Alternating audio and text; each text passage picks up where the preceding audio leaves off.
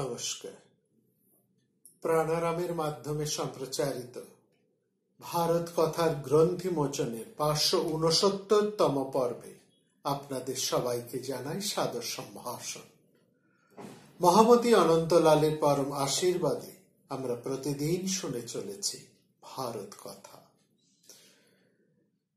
আমরা রয়েছি উদ্যোগ পর্বে। শ্রীকৃষ্ণ হস্তিনাপুর থেকে ফিরে এসে সেখানে যে ঘটনা ঘটেছিল তা বিস্তারিতভাবে জানাচ্ছেন যুধিষ্ঠির তথা সমগ্র পাণ্ডবদের কাছে।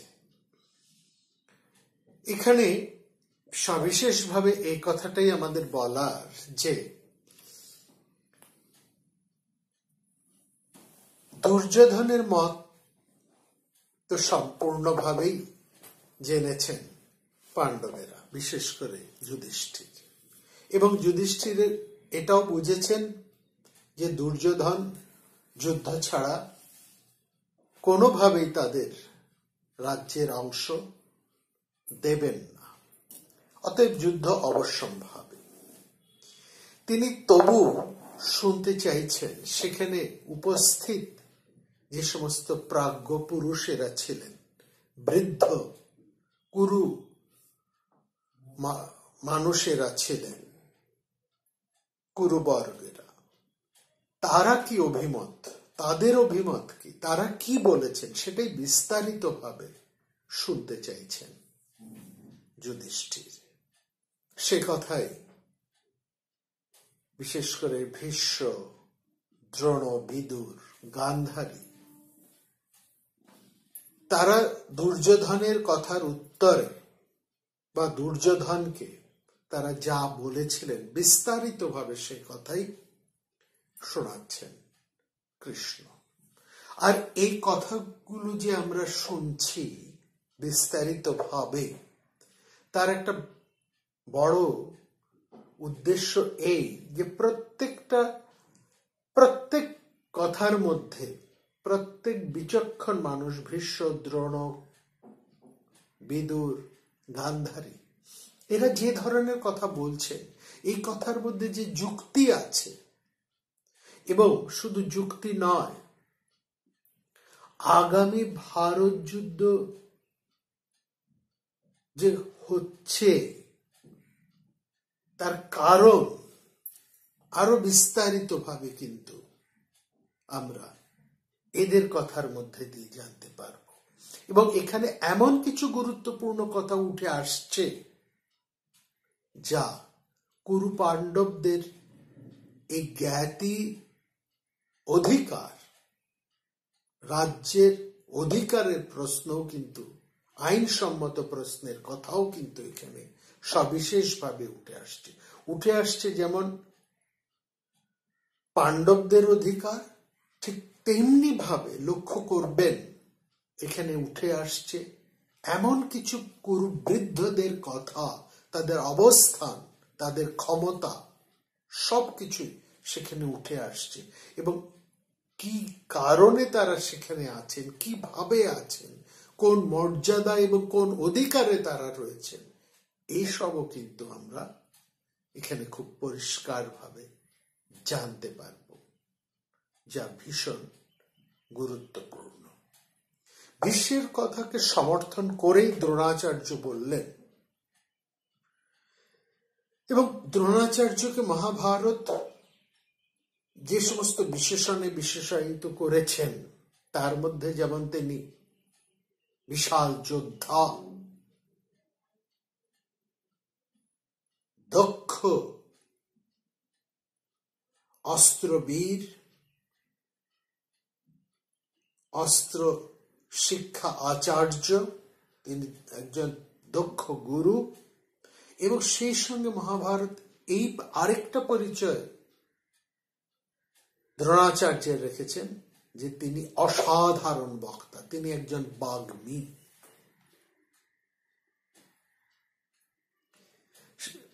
এই কথাও বচনক্ষম, তাকে বলা হয়েছে বচনক্ষম, অর্থাৎ তিনি ভালো কথা বলতে পারেন, যুক্তি নিষ্ঠ কথা তিনি বলতে পারেন।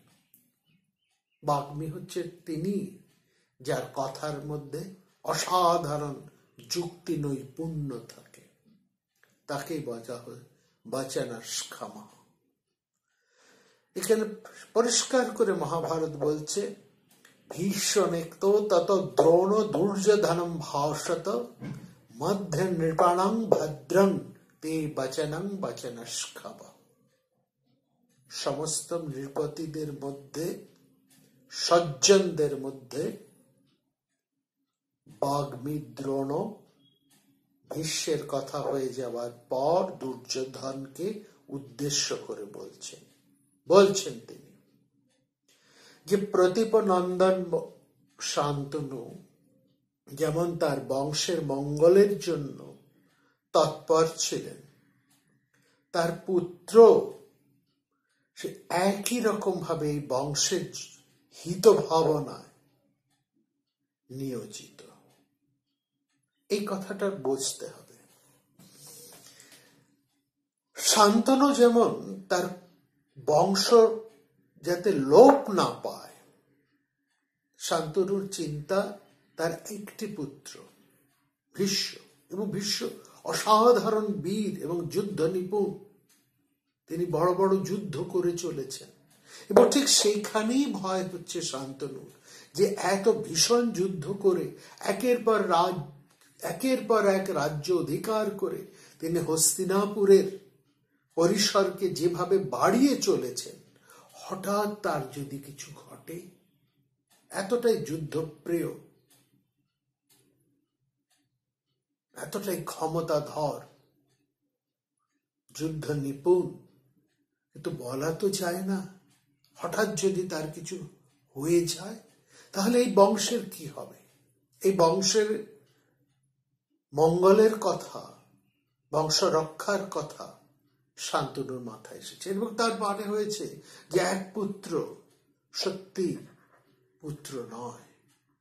তার মনে হয়েছে যদি আরো অন্য কোন সন্তান থাকতো তাহলে হয়তো আমার এই চিন্তা হতো না। পিতার মতই কিন্তু পিতার সেই বংশ রক্ষার, হিত রক্ষার, এই সমগ্র ভারত বংশকে রক্ষা করার যে ভাবনা শান্তনুর মধ্যে ছিল, সে একই ভাবনায় জারিত, তার থেকেও বেশি দেবব্রত ভীষ্ম। তিনি তার সমস্ত জীবনটাই উৎসর্গ করেছেন এই বংশের হিতার্থে, মঙ্গলার্থে। সর্বপ্রকারে যোগ্য থাকা সত্ত্বেও তিনি রাজা হলেন না, বিবাহ করলেন না, পিতার কথা গুরুত্ব দেন। এটাই বলতে চাইছেন দ্রোণাচার্য। এবং সেই ভীষ্ম যিনি চাইলে কারো পক্ষে রাজা হওয়া সম্ভব নয়, যেটা তিনি নিজের মুখেই বলেছেন খানিকক্ষণ আগে, গত পর্বে আমরা যা শুনলাম, এটা তিনি চাইলে কি তাকে বাধা দিতে পারে? যে কোনো সময় তিনি চাইলে আর রাজা হতে পারতেন, তিনি তার প্রতিজ্ঞা ভঙ্গ করেও বেরিয়ে আসতে পারতেন। কিন্তু এই বংশের ভীষণ ভীষণ ক্রাইসিসের মোমেন্টেও কিন্তু তিনি তার প্রতিজ্ঞা থেকে সরে আসেননি। সুতরাং কারণ দ্রোণাচার্য বলছেন, কারণ পিতামহ ভীষ্ম তিনি হচ্ছেন সত্য প্রতিজ্ঞ, জিতেন্দ্রিয়, ধর্মাত্মা এবং সুনিয়মশালী। এবং ঠিক একই রকম ভাবে ভীষ্মের মতনই সত্য প্রতিজ্ঞ, জিতেন্দ্রিয়, ধর্মাত্মা এবং নিয়মব্রতী ছিলেন মহারাজ পাণ্ডু। তিনিও বংশের মঙ্গলের জন্য বিশেষ মনোযোগী হয়েছিলেন। তথা পাণ্ডুর নৃপতিপতি সত্যসন্ধ জিতেন্দ্রিয় রাজা কুরুণং ধর্মাত্মা সুব্রত সুসমাহিতা। এরা প্রত্যেকেই এই বংশের হিতের কথা, মঙ্গলের কথা ভেবে এসেছে। কবে? পরবর্তী সময়ে পাণ্ডু তার জ্যেষ্ঠ ভ্রাতা ধৃতরাষ্ট্রের উপর এবং বিদুরের উপরে, কনিষ্ঠ বিদুরের উপরে নিজের রাজ্যকে গচ্ছিত রেখেছিলেন। পরিষ্কার করে তিনি বলছেন, জ্যেষ্ঠায় রাজ্য মধ্যধৃত ধৃতরাষ্ট্রায় ধীমতে জবিয়সে, জবিয়সে মানে কনিষ্ঠ, জ্যেষ্ঠায় মানে ধৃতরাষ্ট্র আর জবিয়সে মানে কনিষ্ঠ, কনিষ্ঠ বিদুর। জবিয়সে তথা ক্ষত্রে কুরুণং বংশবর্ধন তত সিংহাসন রাজং স্থাপিতম অচ্যুতম বনং জগাম কৌরব ভার্যা বংশহিতন। এই রাজ্যকে ন্যাস হিসেবে, ট্রাস্টি হিসেবে, এখানে পরিষ্কার বলেছে, ভেরি ইম্পর্টেন্ট পয়েন্ট এই জায়গায়, যে তার দুই স্ত্রীকে নিয়ে বনে যাওয়ার পূর্বাহ্নে মহারাজ পাণ্ডু তিনি তার জ্যেষ্ঠ ধৃতরাষ্ট্র এবং কনিষ্ঠ বিদুরকে এই রাজ্য ন্যাস হিসেবে রেখে গেছে। এটা ঠিক, একজন তো রাজা হবে, দুজনকে তো তিনি দিতে পারেন না। কথায় হয় দুজন তো রাজা হতে পারে না, সমগ্র রাজ্যের রাজা হতে পারেন একজন, যে কোনো একজন রাজা হবে। যদি রাজা হবারই কথা থাকে, যদি রাজ্য পদ রাজা হিসেবেই তিনি পাণ্ডু বনে যাবার পূর্বাহ্নে, তার দুই স্ত্রীকে নিয়ে বনে যাবার পূর্বাহ্নে তিনি যদি এই রাজ্য বা রাজ্যের রাজত্ব, আচ্ছা রাজপদ কাউকে অর্পণ করে যেতেন, তাহলে তিনি যে কোনো একজনকে করে যেতেন, হয় তার জ্যেষ্ঠ ভ্রাতা ধৃতরাষ্ট্রকে কিংবা জবিয়সে ক্ষত্রে অর্থাৎ তার কনিষ্ঠ ভ্রাতা ক্ষত্র অর্থাৎ বিদুরকে, দুজনের মধ্যে যে কোনো একজনকে। তা তো করেননি, তিনি দুজনকে স্থাপয়তেম উচ্চতম, এই দুজনেরকেই তিনি এই রাজ্যের ভার দেখার জন্য অর্পণ, রাজ্যের ভার অর্পণ করে গেছে। দুজনকে অর্পণ করে দেওয়ার অর্থ কেউ একজন রাজা নন, অর্থাৎ এই দুজনের উপরে দায়িত্ব দিয়েছেন অ্যাজ এ ট্রাস্টি, তারা ন্যাস, তিনি এই দুজনের হাতে রাজ্য গচ্ছিত করে রেখেছেন, এটা পরিষ্কার। তিনি না এককভাবে ধৃতরাষ্ট্রকে, পাণ্ডু না এককভাবে ধৃতরাষ্ট্রকে, না এককভাবে বিদুরকে এই রাজ্যে, এটা খুব পরিষ্কার করে দিচ্ছেন দ্রোণাচার্য। সবার সামনে উপস্থিত সমস্ত রাজারা সেখানে বসে রয়েছেন, সমস্ত ইন্টেলেকচুয়ালরা রয়েছে সেই পৃথিবী পথে, সেই পৃথিবী সভার মধ্যে। ওখানে হয়ে যাওয়ার পর এই ঘটনাগুলো, সেখানে এই কথাবার্তাগুলো চলছে সেই মহতী সভায়, সেই পৃথিবী সভায়, যেখানে সমস্ত কুরুবৃদ্ধেরা রয়েছেন, সমস্ত গণ্যমান্য সভাসদরা রয়েছেন, কৌরবদের পক্ষে হয়ে যুদ্ধ করবার জন্য যে সমস্ত রাজারা কৌরব পক্ষে যোগদান করেছিলেন তারা উপস্থিত আছেন, সমস্ত মন্ত্রী আমত্তরা রয়েছেন সেকালের সর্বশ্রেষ্ঠ ইন্টেলেকচুয়ালসরা, সেই ঋষিরা, মুনিরা এবং অন্যান্য গণ্যমান্য ব্যক্তিরা। সেটা একটা মহতী সভা হয়েছিল, আমরা বলেছি এটা বিশাল সেমিনার।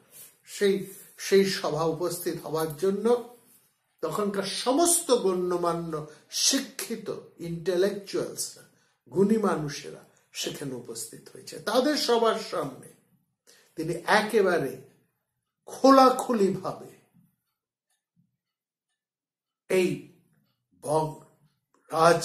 এই কুরুবংশের ইতিহাস এবং ধৃতরাষ্ট্রের তথা রাজ্য পাওয়ার ইতিবৃত্ত, পাণ্ডুমা রাজা ছিলেন, তিনি রাজ্য ভার দিয়ে দেবার পর থেকে এবং যেভাবে দিয়েছেন সে সমস্ত ঘটনা, প্রকৃত ইতিহাস, প্রকৃত তথ্য নিপুণ ভাবে তুলে ধরছে। এই জন্য তাকে বলা হয়েছে বচনক্ষমা, তিনি বাগ্মী, তিনি সঠিকভাবে নিপুণ ভাবে তিনি যুক্তিপূর্ণ কথা তুলে ধরছেন এবং সমস্ত ইম্পর্টেন্ট পয়েন্টস গুলো, ভেরি ইম্পর্টেন্ট পয়েন্টস গুলো তিনি তুলে ধরছেন এক এক করে যুক্তিসঙ্গত ভাবে। কিভাবে এই রাজ্যের শাসন ব্যবস্থা চলছে, তার ইতিহাস সেখানে বলছেন। বিদুর তারপরে গুরুত্বপূর্ণ বলছেন যে বিদুর এবং ধৃতরাষ্ট্র দুজনকেই সমান অধিকার দিয়ে গেছেন, এই সমানভাবে দায়িত্ব দিয়ে গেছেন এই রাজ্যকে পরিপালন করার জন্য। এটা হচ্ছে পয়েন্ট 1। এবার সেকেন্ড পয়েন্ট তিনি বলছেন, কি বলছেন? বিদুর সর্বপ্রকারে শ্রেষ্ঠ হওয়া সত্ত্বেও, তার সমস্ত রাজ্য পরিচালনার সমস্ত গুণ থাকা সত্ত্বেও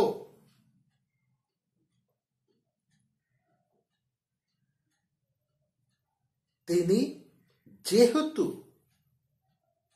ক্ষত্র পুরুষ, যেহেতু তিনি দাসীপুত্র,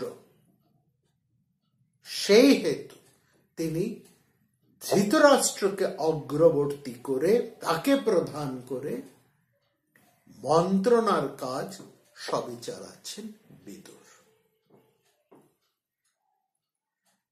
যার ফলে রাজ্যবাসীরা ধরে নিয়েছেন বা বুঝেছেন যে ধৃতরাষ্ট্র হচ্ছে রাজা।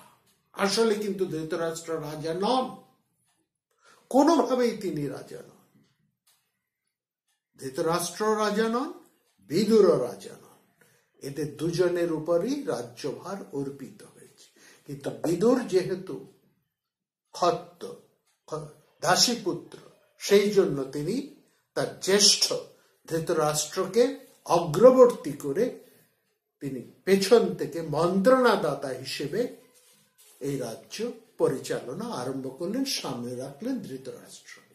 আর যেহেতু তিনি ধৃতরাষ্ট্রকে সামনে বসিয়ে রেখেছেন, ফলে প্রজাদের মনে হয়েছে যে ধৃতরাষ্ট্র হচ্ছেন রাজা। এবং अन्नपदंत विविधवेदा यथा पांडुम जनाधिपम तत सर्वा प्रजास्तात धृतराष्ट्रं जनेश्वरम। সমস্ত প্রজাস্तात সমস্ত প্রজারা ধরে নিলেন যে ধৃতরাষ্ট্র হচ্ছে জনেশ্বরম, তিনি জনেশ্বর বা রাজা, জনাধিপতি। এবার দেখো, পাণ্ডু ধৃতরাষ্ট্র এবং বিদুরের হাতে রাজ্য গচ্ছিত রেখে তিনি বনে বনে বিভিন্ন জায়গায় তার দুই স্ত্রীকে নিয়ে ভ্রমণ করেছে। বিসৃজ্য ধৃতরাষ্ট্রায় রাজ্যং সবিদুরায় চ। আবার বারবার সেই কথাটা বলছে। মহাভারত অন্তত 2-4 বার এই কথাটি উল্লেখিত হয়েছে এবং এখানে বিশেষ করে পরপর 2 বার যে একই সঙ্গে এই রাজ্যের দায়িত্ব ন্যায় হিসেবে গচ্ছিত রাখা হয়েছিল। বিসৃজ্য ধৃতরাষ্ট্রায় রাজ্যং স বিদুরায় চ। ধৃতরাষ্ট্র এবং বিদুরের উপরে।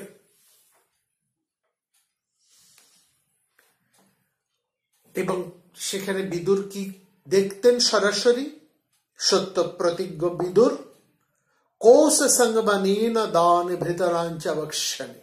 বিদুরের হাতে ছিল 2টো গুরুত্বপূর্ণ দপ্তর, অর্থ এবং সমস্ত ফিনান্সটা তার হাতে ছিল, আর ম্যান পাওয়ার, হিউম্যান, আজকালকার ভাষায় যা এইচডি, হিউম্যান ডেভেলপমেন্ট, অর্থাৎ সমস্ত রাজ কর্মচারীদের দায়িত্ব এই বিভাগ, সেটা ছিল সবচেয়ে গুরুত্বপূর্ণ 2টো দায়িত্বই ছিল কিন্তু বিদুরের হাতে। একদিকে কোষ, ফিনান্স, এবং তার ব্যয় করবার কোষ শুধু নয়, দানে সেটা কিভাবে ফিনান্স ডিস্ট্রিবিউশন হবে সেই ক্ষমতাও, এবং কর্মচারী সংক্রান্ত সমস্ত কথা এবং তাদের প্রত্যেকের ভরণ পোষণ অর্থাৎ ফিনান্স, হোম, এই সবটাই ছিল, এবং হিউম্যান রিলেশন সবটাই ছিল বিদুরের হাতে। আর ধৃতরাষ্ট্রের হাতে কিন্তু কোনো দায়িত্ব নাই, তিনি নামে রাজা, তাকে অগ্রবর্তী করেছে বিদুরের হাতে। আর এছাড়া আর যে বাদ বাকি গুরুত্বপূর্ণ স্বরাষ্ট্র, পররাষ্ট্র, বিদেশ, প্রতিরক্ষা, সে সমস্ত কিছুর দায়িত্ব ছিল ভীষ্মের উপরে। সন্ধি বিগ্রহ সংযুক্ত রাজ্যং সংবাহনং ক্রিয়া আবিষ্কৃত মহাতেজা ভীষ্ম পর পুরঞ্জয়। আবার পরিষ্কার করে বলছে কার হাতে কি দায়িত্ব ছিল। তিনি জ্যেষ্ঠ, ভীষ্ম রাজা হবেন না, প্রথম থেকে তিনি রাজা হননি, তিনি মন্ত্রী পদ সামলে এসেছেন চিরকাল। এইরকম যখন ঘটনা ঘটল, বিদুর পাণ্ডু হলেন রাজা, কিন্তু তিনি যখন তার স্ত্রীদেরকে নিয়ে বনে যাচ্ছেন তখন এই রাজ্য সমর্পণ করে গেলেন দুজনের উপরে। এবং সেখানে দেখলাম ধৃতরাষ্ট্রকে, যেহেতু তিনি জ্যেষ্ঠ, তাকে অগ্রবর্তী করে সামনে বসিয়ে, কিন্তু তার হাতে কোনো রাজ্যে কোনো ডিপার্টমেন্ট নেই।